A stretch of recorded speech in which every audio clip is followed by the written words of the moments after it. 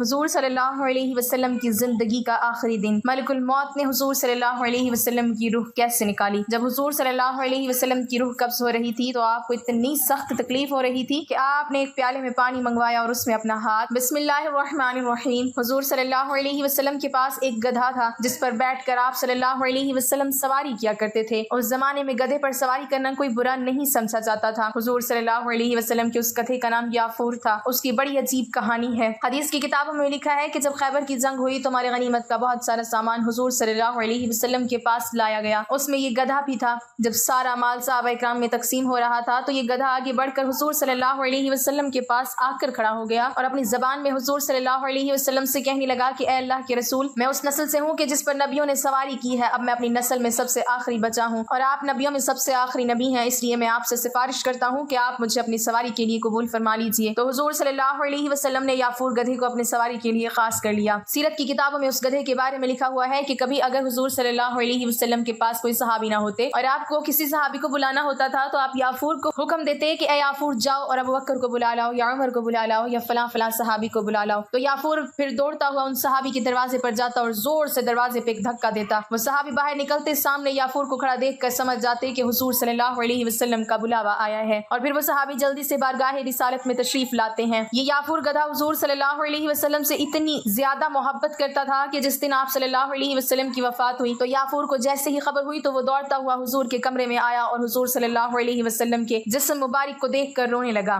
اور پھر واپس لوٹ کر مدینہ کی گلیوں میں تیز تیز چلتا ہوا دوڑنے لگا۔ پورا دن دوڑتا رہا، آخر ایک کنویں میں کود کر اپنی جان دے دی۔ حضور صلی اللہ علیہ وسلم کے پاس ایک اونٹنی تھی، اس کا نام شہپا تھا۔ اس کو جب خبر ہوئی کہ حضور کی وفات ہو گئی ہے تو اپنی جگہ پر بیٹھے بیٹھے رونے لگی اور چارہ پانی چھوڑ دیا، یہاں تک کہ 10 دنوں میں اسی جگہ پر بیٹھے بیٹھے اس اونٹنی کی موت ہو گئی۔ ایک بار حضور صلی اللہ علیہ وسلم صحابہ اکرام کے ساتھ ایک جگہ پر بیٹھے ہوئے تھے۔ کافر لوگ تھوڑی دور پر بیٹھے حضور صلی اللہ علیہ وسلم کا مذاق اڑا رہے تھے۔ اتنی دیر میں وہاں سے ایک دیہاتی آدمی گزرا، اس نے کافروں سے پوچھا کہ یہ سامنے کون لوگ بیٹھے ہیں؟ تو کافروں نے بتایا کہ یہ محمد ہیں اور ان کے ساتھی ہیں۔ اس دیہاتی نے پوچھا کہ یہ کیا کہتے ہیں؟ کافروں نے کہا کہ یہ کہتے ہیں کہ میں اللہ کا رسول ہوں، تم لوگ میری مان لو تو دنیا و آخرت میں کامیاب ہو جاؤ گے۔ اس دیہاتی نے کہا اچھا میں دیکھتا ہوں۔ اس دیہاتی کے ہاتھ میں مری ہوئی گوہ تھی، یہ چپکلی کی طرح ایک جانور ہوتا ہے، یہ دیواروں پر چپک جاتی ہے۔ اس دیہاتی نے حضور کے سامنے وہ گوہ پھینکتے ہوئے کہا اے محمد، اگر یہ گوہ گواہی دے دے کہ آپ اللہ کے رسول ہیں تو میں ابھی کلمہ پڑھ کر مسلمان ہو جاؤں گا۔ اس دیہاتی نے مذاق اڑانے کے لیے حضور سے یہ باتیں کہی تھیں۔ حضور صلی اللہ علیہ وسلم اپنی جگہ سے اٹھے اور اس گوہ کے پاس آ کر کھڑے ہو گئے اور پھر فرمایا کہ اے گوہ اٹھ جا اور گواہی دے۔ یہ سن کر وہ مری ہوئی گوہ نے اپنی آنکھیں کھولی اور حضور کے سامنے سیدھا ہو کر بیٹھ گئی اور کہنے لگی یا رسول اللہ، میں گواہی دیتی ہوں کہ آپ اللہ کے سچے رسول ہیں۔ یہ دیکھ کر وہ دیہاتی اسی وقت مسلمان ہو گیا۔ ناظرین، حضرت فاطمہ رضی اللہ تعالی عنہا فرماتی ہیں کہ میں حضور صلی اللہ علیہ وسلم کے سرہانے بیٹھی ہوئی تھی کہ کسی شخص نے السلام علیکم یا اہل البیت النبوہ کہہ کر اندر آنے کی اجازت طلب کی۔ میں نے کہا اے اللہ کے بندے، اللہ تمہیں جزائے خیر دے، آپ صلی اللہ علیہ وسلم کو آرام کرنے دو۔ آپ صلی اللہ علیہ وسلم عبادت میں مشغول ہیں۔ آنے والے نے بلند آواز سے کہا مجھے اندر آنے کی اجازت دے دو کیونکہ اس کے بغیر کوئی چارہ کار نہیں ہے۔ اور اسی وقت میں آپ صلی اللہ علیہ وسلم نے اپنی آنکھیں کھولی اور سیدہ فاطمہ رضی اللہ تعالی عنہا سے فرمایا تمہیں پتہ ہے تم کس سے باتیں کر رہی ہو؟ میں نے عرض کیا نہیں۔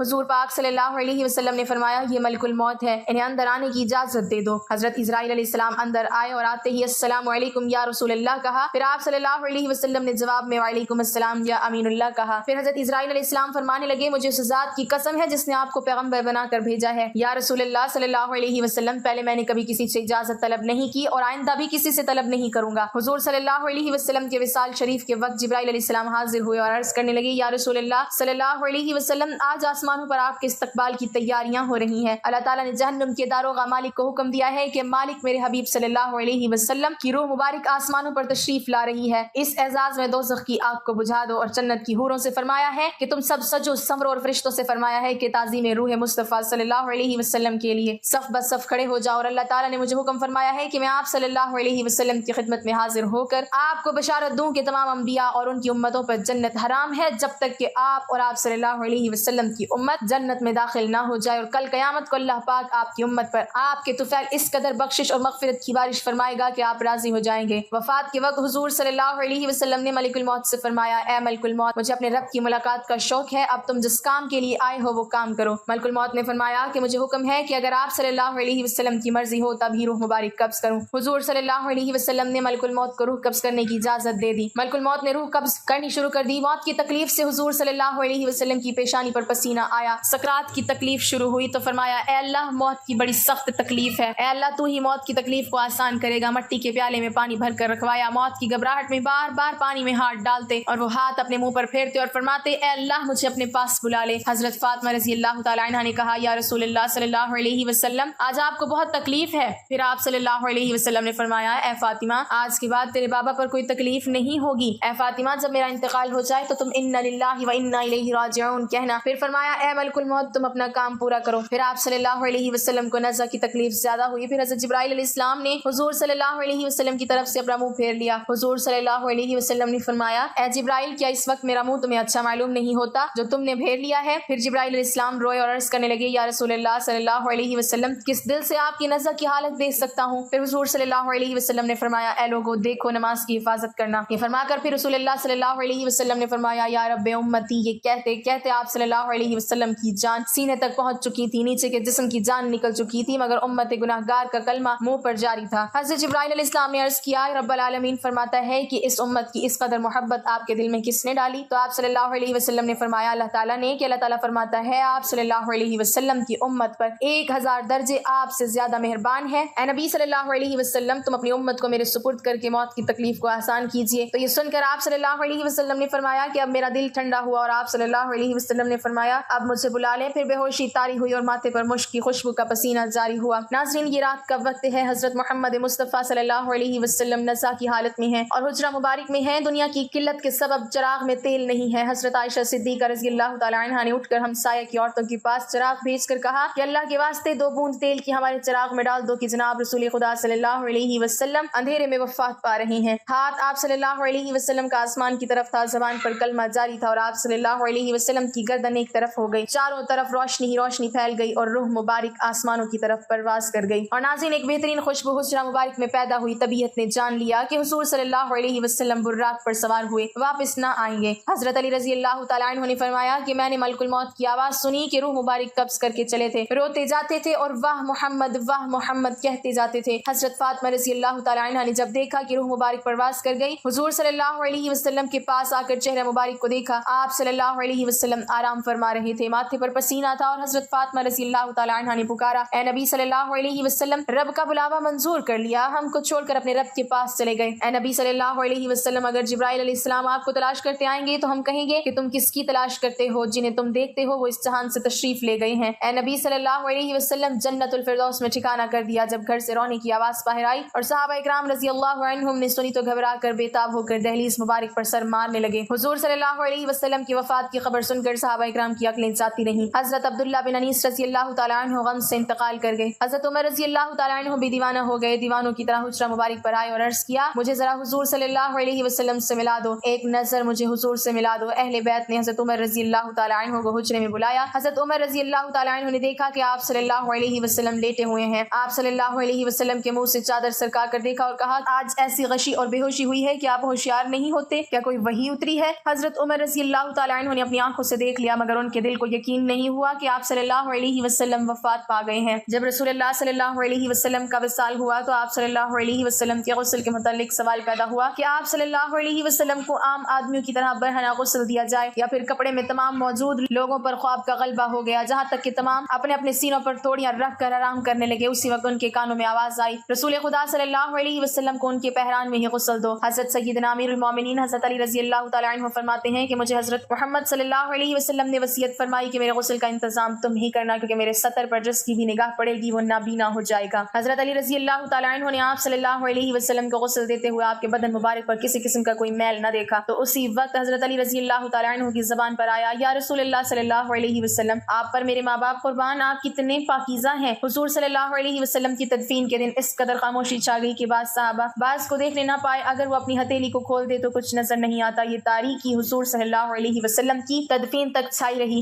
حضرت علی رضی اللہ تعالیٰ عنہ کا بیان ہے کہ جب حضور صلی اللہ علیہ وسلم کا انتقال ہوا تو غیب سے آواز آئی السلام علیکم یا اہل بیت ورحمۃ اللہ وبرکاتہ۔ کہتے ہیں حضور صلی اللہ علیہ وسلم جب وفات پا گئے تو آپ کے مؤذن حضرت عبداللہ بن زید رضی اللہ تعالیٰ عنہ نے یہ خبر سنی تو اس قدر غمزدہ ہوئے کہ نابینا ہونے کی دعا مانگنے لگے اور کہنے لگے میرے آقا کے بغیر یہ دنیا میرے لیے کسی کام کی نہیں رہی۔ آپ اسی وقت نابینا ہو گئے۔ لوگوں نے کہا تم نے یہ دعا کیوں مانگی؟ تو انہوں نے فرمایا کہ لذت نگاہ تو آنکھوں میں ہے، مگر حضور صلی اللہ علیہ وسلم کے بعد اب میری آنکھیں کسی کے دیدار کا شوق نہیں رکھتی۔ حضرت علی رضی اللہ تعالیٰ عنہ کہتے ہیں جب ہم حضور صلی اللہ علیہ وسلم کو دفن کر رہے تھے تو ایک اعرابی آ کر حضور صلی اللہ علیہ وسلم کی تربت پر لیٹ گیا اور کہتا تھا یا رسول اللہ صلی اللہ علیہ وسلم آپ نے حکم دیا اور ہم نے سنا، آپ نے قرآن کریم اللہ تعالیٰ سے سیکھا اور ہم نے آپ سے سیکھا۔ اللہ تعالیٰ نے فرمایا اگر یہ لوگ اپنی جانوں پر ظلم کریں اور آپ کی بارگاہ میں حاضر ہو کر اللہ تعالیٰ سے استغفار کریں اور اللہ کے رسول صلی اللہ علیہ وسلم ان کی بخشش طلب کریں تو وہ اللہ کو بہت توبہ قبول کرنے والا اور رحم کرنے والا پائیں گے۔ ہم نے اپنی جانوں پر ظلم کیا اور آپ صلی اللہ علیہ وسلم کی بارگاہ میں حاضر ہوئے ہیں تاکہ آپ ہماری بخشش طلب کریں۔ اسی وقت قبر اطہر سے آواز آئی کہ تم بخش دیے گئے ہو، تم بخش دیے گئے ہو۔ نبی اکرم صلی اللہ علیہ وسلم کی قبر وفات کے بعد مسلمانوں کے جگر کٹ گئے، قدم لڑکھڑا گئے، چہرے بجھ گئے، آنکھیں خون بہانے لگی، ارض و سما سے خوف آنے لگا، سورج تاریک ہو گیا، آنسو بہ رہے تھے اور نہیں تھمتے تھے۔ کئی صحابہ حیران و سرگردان ہو کر آبادیوں سے نکل گئے، کوئی جنگل کی طرف بھاگ گیا، جو بیٹھا تھا بیٹھا رہ گیا، جو کھڑا تھا اس کو بیٹھ جانے کا یارہ نہ ہوا۔ مسجد نبوی قیامت سے پہلے قیامت کا نمونہ پیش کر رہی تھی۔ صدیق اکبر تشریف لائے اور چپ چاپ حجرہ عائشہ میں داخل ہو گئے، یہاں رحمت للعالمین کی میت پاک پڑی تھی۔ صدیق اکبر نے چہرہ اقدس سے کپڑا اٹھا کر پیشانی مبارک پر بوسہ دیا اور پھر چادر ڈھک دی اور رو کر کہا نبی اکرم صلی اللہ علیہ وسلم پر میرے ماں باپ قربان، آپ کی زندگی بھی پاک تھی اور موت بھی پاک ہے، واللہ اب آپ پر دو موتیں وارد نہیں ہوں گی۔ اللہ نے جو موت لکھ رکھی تھی آپ نے اس کا ذائقہ چکھ لیا اور اب اس کے بعد موت ابد تک آپ کا دامن نہ چھو سکے گی۔ جب صدیق اکبر مسجد نبوی میں تشریف لائے، عمر فاروق غایت بے بسی سے نڈھال کھڑے تھے اور بڑے درد و جوش سے اعلان کر رہے تھے کہ منافقین کہتے ہیں کہ محمد صلی اللہ علیہ وسلم انتقال فرما گئے ہیں، واللہ آپ نے وفات نہیں پائی، آپ اللہ تعالیٰ کی بارگاہ میں موسیٰ کی طرح طلب کیے گئے ہیں جو 40 روز غائب رہ کر واپس آ گئے تھے۔ اس وقت موسیٰ کی نسبت بھی یہی کہا جاتا تھا کہ آپ وفات پا گئے ہیں، خدا کی قسم محمد بھی انہی کی طرح دنیا میں واپس تشریف لائیں گے اور ان لوگوں کے ہاتھ پاؤں کاٹ دیں گے جو آپ پر وفات کا الزام لگاتے ہیں۔ صدیق اکبر نے عمر فاروق سے کلام سنا تو فرمایا عمر سنبھلو اور خاموش ہو جاؤ۔ جب عمر فاروق اپنی وارفتگی میں بہے چلے گئے تو صدیق اکبر نہایت دانش مندی کے ساتھ ان سے الگ ہٹ گئے اور خود گفتگو شروع کر دی۔ جب حاضرین مسجد میں عمر کو چھوڑ کر ادھر متوجہ ہو گئے تو آپ نے پہلے حمد و ثنا بیان کی، پھر فرمایا اے لوگو تم میں سے جو شخص محمد کو پوچھتا تھا وہ سمجھ لے کہ محمد وفات پا گئی ہیں، اور جو شخص خدا کا پرستار ہے وہ جان لے کہ اللہ تعالیٰ زندہ ہے اور وہ کبھی مرے گا نہیں، اور یہ حقیقت خود قرآن پاک نے واضح کر دی ہے۔ ترجمہ نہیں ہے محمد مگر ایک رسول، ان سے پہلے رسول گزر چکے ہیں، کیا اگر وہ مر جائیں یا شہید ہو جائیں تو تم دین سے برگشتہ ہو جاؤ گے؟ جو شخص برگشتہ ہو جائے گا وہ اللہ تعالیٰ کو کچھ نقصان نہ پہنچا سکے گا اور اللہ تعالیٰ ان قریب شکر گزاروں کو جزا دے گا۔ اس آیت پاک کو سن کر تمام مسلمان چونک پڑے۔ عبداللہ فرماتے ہیں کہ خدا کی قسم ہم لوگوں کو ایسا معلوم ہوا کہ یہ آیت اس سے پہلے نازل ہی نہیں ہوئی تھی۔ عمر فرماتے ہیں کہ ابو بکر سے یہ آیت سن کر میرے پاؤں ٹوٹ گئے اور کھڑے رہنے کی قوت باقی نہیں رہی تھی، میں زمین پر گر پڑا اور مجھ کو یقین ہو گیا کہ واقعی محمد رحلت فرما گئے ہیں۔ سیدہ فاطمہ غم سے نڈھال تھیں اور فرما رہی تھی پیارے باپ نے دعوت حق کو قبول کیا اور فردوس بری میں نزول فرمایا۔ آہ وہ کون ہے جو جبرائیل امین کو اس حادثہ غم کی اطلاع کر دے، الہی فاطمہ کی روح کو محمد کی روح کے پاس پہنچا دے، الہی مجھے دیدار رسول کی مسرت عطا فرما، الہی مجھے اسماعیت کے ثواب سے بہرور کر دے، الہی مجھے رسول امین کی شفاعت سے محروم نہ رکھنا۔ سید عائشہ صدیقہ کے دل و جان پر غم کی گھٹائیں چھا گئی تھیں اور زبان اخلاق پیغمبری کی ترجمانی کر رہی تھی۔ حیف وہ نبی جس نے تمول پر فقیری کو چن لیا، جس نے تونگری کو ٹھکرا دی اور مسکینی قبول کر لی۔ آہ وہ صاحب خلق عظیم جو ہمیشہ آٹھوں پہر نفس سے جنگ آزما رہا۔ آہ وہ اللہ کا پیغمبر جس نے ممنوعات کو کبھی آنکھ اٹھا کر بھی نہ دیکھا۔ آہ وہ رحمت للعالمین جس کا باب فیض فقیروں اور حاجت مندوں کے لیے کھلا رہتا ہے، جس کا رحیم دل اور پاک ضمیر کبھی دشمنوں کی اذار آسانی سے غبار آلود نہ ہوا، جس کے موتی جیسے دانت توڑے گئے اور اس نے پھر بھی صبر کیا، جس کی پیشانی انور کو زخمی کیا گیا اور اس نے پھر بھی دامن عفو ہاتھ سے نہ جانے دیا۔ آہ کہ آج اسی وجود سرمدی سے ہماری دنیا خالی ہے۔ اللہ تعالی ہمیں حضور صلی اللہ علیہ وسلم کے نقش قدم پر چلنے کی توفیق عطا فرمائے اور ہمیں ان کی سنت پر عمل کی توفیق عطا فرمائے، آمین۔ ناظرین کمنٹ باکس میں اللہ تعالیٰ کے 99 ناموں میں سے ایک نام ضرور ٹائپ